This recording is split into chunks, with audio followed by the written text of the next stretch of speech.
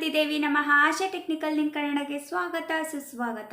ಇವತ್ತು ನಾನು ಗೃಹಲಕ್ಷ್ಮಿದು ಒಂದು ಇಂಪಾರ್ಟೆಂಟ್ ಅಪ್ಡೇಟು ಏನು ಎತ್ತ ಅಂತ ಎಲ್ಲ ಹೇಳ್ತೀನಿ. ಫಸ್ಟ್ ಬಂದುಬಿಟ್ಟು ಪಿಂಕ್ ಕಾರ್ಡು, ಆಮೇಲೆ KYC, ಆಮೇಲೆ ಗೃಹಲಕ್ಷ್ಮಿ 5ನೇ ಕಂತಿನ ಹಣ ಯಾವಾಗ ಬರುತ್ತೆ, ಮತ್ತು ಅನ್ನಭಾಗ್ಯ ಹಣ ಅದು, ಮತ್ತು ಏನು ಅಷ್ಟೇ.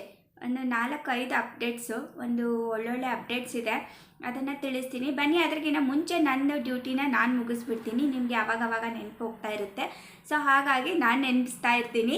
ಬೇಜಾರು ಮಾಡ್ಕೋಬೇಡಿ ಯಾರೂ, ಓಕೆನಾ? ಬನ್ನಿ, ಯಾರ್ಯಾರು ನನ್ನ ಚಾನಲ್ಗೆ ಸಬ್ಸ್ಕ್ರೈಬ್ ಮಾಡ್ಕೊಂಡಿದ್ದೀರಾ ಅವ್ರಿಗೆಲ್ಲ heartly thank you so much. ನಿಮ್ಮದು ಈ ಸಬ್ಸ್ಕ್ರೈಬ್ಮೆಂಟ್ ಮಾಡ್ಕೊತಾ ಇದ್ದೀರಲ್ವ, ನಾನು ಯಾವತ್ತು ನಿಮ್ಮಿಂದನೇ ಯಾವತ್ತು ಆ್ಯಕ್ಚುಲಿ ಮರ್ಯಾದೆ ಇಲ್ಲ ನಾನು ಆ್ಯಕ್ಚುಲಿ, ಓಕೆನಾ? ಮತ್ತು ಇನ್ನು ಯಾರ್ಯಾರು ಸಬ್ಸ್ಕ್ರೈಬ್ ಮಾಡ್ಕೊಳ್ದೆ ನನ್ನ ಚಾನಲ್ ನೋಡ್ತಾ ಇದ್ದೀರಾ, ಯಾರು ಹೊಸವರು ನನ್ನ ಚಾನಲ್ ನೋಡ್ತಾ ಇದ್ದೀರಾ, ಪ್ಲೀಸ್ ಸಬ್ಸ್ಕ್ರೈಬ್ ಮಾಡ್ಕೊಳ್ಳಿ. ಸಬ್ಸ್ಕ್ರೈಬ್ ಮಾಡ್ಕೊಳ್ಳೋಕ್ಕೆ ದುಡ್ಡಂತ ಹತ್ತೋದೇ ಇಲ್ಲ, ಜಸ್ಟ್ 2 ಸೆಕೆಂಡ್ಸು ಪಟ್ಟಂತ ಬೆಲ್ ಐಕನ್ನ ಹಿಟ್ ಮಾಡಿದ್ರೆ ಸಬ್ಸ್ಕ್ರೈಬ್ ಮಾಡಿಕೊಂಡ್ರೆ ಮುಗೀತು. ಮತ್ತು ಬೆಲ್ ಐಕನ್ ಅಂತೂ ಹಿಟ್ ಮಾಡೋದನ್ನು ಮರಿಲೇಬೇಡಿ, ಯಾಕಂದರೆ ಇಂಥ ವೀಡಿಯೋಸು ನಾನು ನಿಮಗೋಸ್ಕರ ಮಾಡ್ತಾ ಇರ್ತೀನಿ, ಓಕೆನಾ? ಯಾಕಂದರೆ ಆಫ್ಲೈನು ನಂದು ಇದೇ ಕೆಲಸ.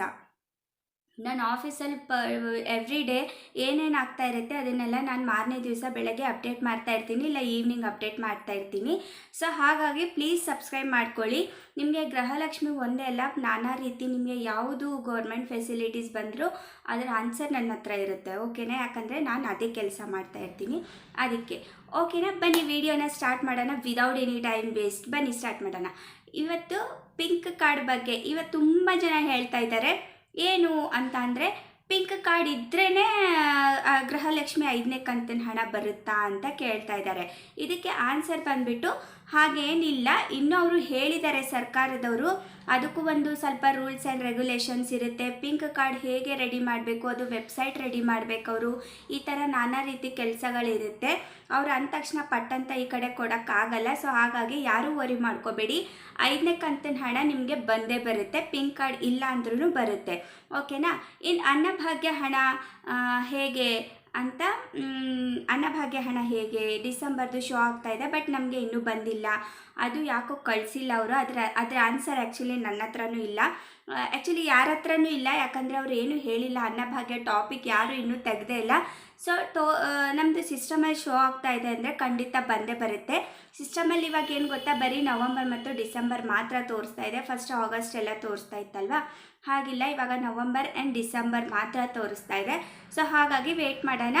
ಗೃಹಲಕ್ಷ್ಮಿದು ಹೇಗೆ ಲೇಟ್ ಆದರೂ ಲೇಟೆಸ್ಟಾಗಿ ಬಂತು, ಹಾಗೆ ಅನ್ನಭಾಗ್ಯ ಹಣನೂ ಕಂಪಲ್ಸರಿ. ನನಗೆ ಗೊತ್ತು 170 ರೂಪಾಯಿ ಮತ್ತು 340 ರುಪೀಸ್ ಇದೆಲ್ಲ ದುಡ್ಡು ಕಮ್ಮಿ ಇಲ್ಲ ಅಂತ ನನಗೆ ಗೊತ್ತು, ಬಟ್ ಖಂಡಿತ ಬರುತ್ತೆ, ವೇಟ್ ಮಾಡಿ, ಓಕೆನಾ? ಇನ್ನು ಗೃಹಲಕ್ಷ್ಮಿ ಅಮೌಂಟು ಫಸ್ಟಿಂದ ಯಾರಿಗೆ ಬಂದಿಲ್ಲ ಅವ್ರಿಗೆಲ್ಲ 8,000, ಒಂದು 8,000 ಅಲ್ಲ ಅಂದರೂ 4,000 ಆದರೂ ಬ್ಯಾಚಸ್ ಆಗಿ ಖಂಡಿತ ಹಾಕ್ತೀವಿ ಅಂತ ಹೇಳಿದ್ದಾರೆ. ಅದನ್ನು ವೇಟ್ ಮಾಡೋಣ, ಓಕೆನಾ? ಯಾಕಂದರೆ ಹಾಕ್ತೀನಿ ಅಂದರೆ ಖಂಡಿತ ಹಾಕ್ತಾರಲ್ವಾ. ಇನ್ನು ಮೇನ್ ಇಂಪಾರ್ಟೆಂಟು ಕ್ವಶನ್ ಏನಪ್ಪ ಅಂತಂದರೆ, KYC ರೇಷನ್ ಕಾರ್ಡು KYC ನಾವೆಲ್ಲ ಚೆಕ್ ಮಾಡಿದ್ವಿ. ಎಲ್ಲ ನಾವು ಚೆಕ್ ಮಾಡಿದಾಗ ಏನು ಬರುತ್ತೆ ಗೊತ್ತಾ? ಫಾರ್ ಎಕ್ಸಾಂಪಲ್ ನಾನು ನನ್ನ ಕಾರ್ಡ್ ತೊಗೊಂಡು ನಿಮಗೆ ಹೇಳ್ತೀನಿ, ಯಾಕಂದರೆ ಅರ್ಥ ಆಗುತ್ತೆ, ಓಕೆನಾ? ನಾವು ರೇಷನ್ ಕಾರ್ಡ್ ನಂಬರ್ ಹಾಕಿ ಚೆಕ್ ಮಾಡಿದಾಗ ಏನು ಬರುತ್ತೆ ಗೊತ್ತಾ?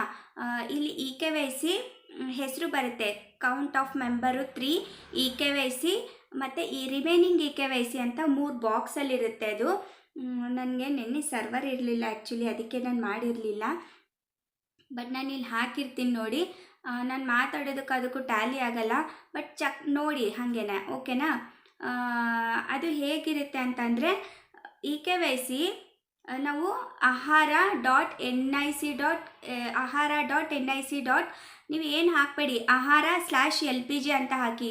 ತುಂಬ ಅಂದರೆ ಕನ್ಫ್ಯೂಸ್ ಆಗುತ್ತೆ ಎಲ್ರಿಗೂ. ಈ ಥರ ಮಾಡಿ, ahara/LPG,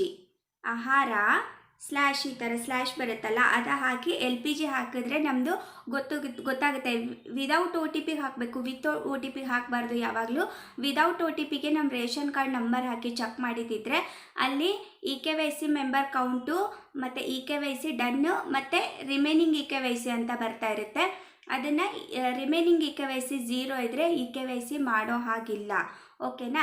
ಇನ್ನು ಯಾರ್ಯಾರ್ದು remaining EKYC member of count 1, 2 ಅಂತ ಇದ್ದರೆ ಅವರಿಬ್ಬರು ಯಾರ್ಯಾರು EKYC ಆಗಿಲ್ಲ ಆ ಥರ ಅವರು EKYC ಮಾಡಲೇಬೇಕು.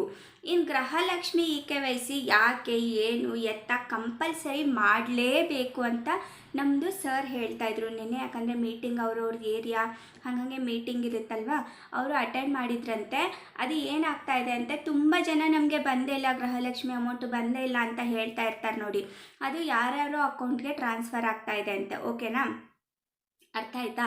ಇವಾಗ ಫಾರ್ ಎಕ್ಸಾಂಪಲ್ ನಾನು ನೀಟಾಗಿ ಕೇಳಿಸ್ಕೊಳ್ಳಿ. ಇದು ನಾನು ಒಬ್ಬರು ಆಂಟಿ ಬರ್ತಾ ಇರ್ತಾರೆ ನಮ್ಮ ಆಫೀಸ್ಗೆ. ಅವ್ರದ್ದೇನು ಗೊತ್ತಾ, ರೇಷನ್ ಕಾರ್ಡ್ ಅವ್ರದ್ದೇ. ಓಕೆನಾ, ರೇಷನ್ ಕಾರ್ಡ್ ನಂಬರ್ ಅವ್ರದ್ದೇ, ಹೆಸರು ಅವ್ರದ್ದೇ, ಆಮೇಲೆ ಆಧಾರ್ ಕಾರ್ಡ್ ನಂಬರ್ ಅವ್ರದ್ದೇ, ಬಟ್ ಅಕೌಂಟ್ ನಂಬರ್ ಮಾತ್ರ ಚೇಂಜ್ ಇದೆ.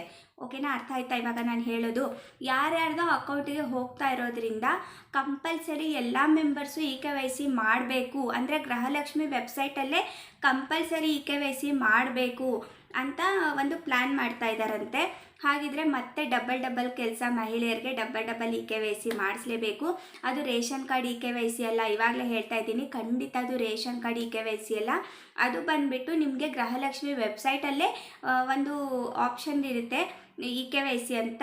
ಅದರಲ್ಲಿ EKYC ಮಾಡಿದರೆ ಮತ್ತೆ ಅಪ್ಡೇಟ್ ಆಗುತ್ತೆ, ನೀಟಾಗಿ ಅಪ್ಡೇಟ್ ಆಗುತ್ತೆ ಅಂತ ನಮ್ಮ ಸರ್ ಹೇಳ್ತಾಯಿದ್ರು. ಅಂದರೆ ಮೀಟಿಂಗ್ ನಡೀತಾ ಇದೆ, ಕಂಪಲ್ಸರಿ ಎಲ್ಲರೂ ಮಾಡಲೇಬೇಕು ಅಂತ ಮೀಟಿಂಗ್ ಮಾಡ್ತಾ ಇದ್ದಾರೆ ಮೇಡಮ್. ಏನಾಗುತ್ತೋ ಗೊತ್ತಿಲ್ಲ, ಬಟ್ ಸ್ವಲ್ಪ ದಿವಸದಲ್ಲಿ ಗೊತ್ತಾಗುತ್ತೆ. ಹಾಗೇನಾದರೂ ಇದ್ದರೆ ನೀವೆಲ್ಲ ರೆಡಿ ಇರಿ ಅಂತ ಹೇಳ್ತಾಯಿದ್ರು. ಸೊ ಹಾಗಾಗಿ ನಾನು ಫಸ್ಟ್ ಅಪ್ಡೇಟ್ ನಿಮಗೆ ಕೊಡ್ತಾ ಇದ್ದೀನಿ. ಅದು ಬೇರೆಯವ್ರು ಯಾರ್ಯಾರೋ ಅಕೌಂಟ್ಗೆ ಟ್ರಾನ್ಸ್ಫರ್ ಆಗ್ತಾ ಇರೋದ್ರಿಂದ ಈ ಥರ ಮಾಡಬೇಕು ಅಂತ ಹೇಳ್ತಾ ಇದ್ದಾರೆ. ಈ ವಿಡಿಯೋನ ಆದಷ್ಟು ಶೇರ್ ಮಾಡಿ ಅಂತ ಕೇಳ್ಕೊತ ಈ ವಿಡಿಯೋನ ಇಲ್ಲಿಗೆ ಎಂಡ್ ಮಾಡ್ತೀನಿ. ಮತ್ತೆ ನಾಳೆ ಹೊಸ ವಿಡಿಯೋ ಹೊಸ ಕಂಟೆಂಟ್ ಒಂದಿಗೆ ಸಿಗ್ತೀನಿ. ಬಾಯ್. ಜೈ ಹಿಂದ್, ಜೈ ಕರ್ನಾಟಕ.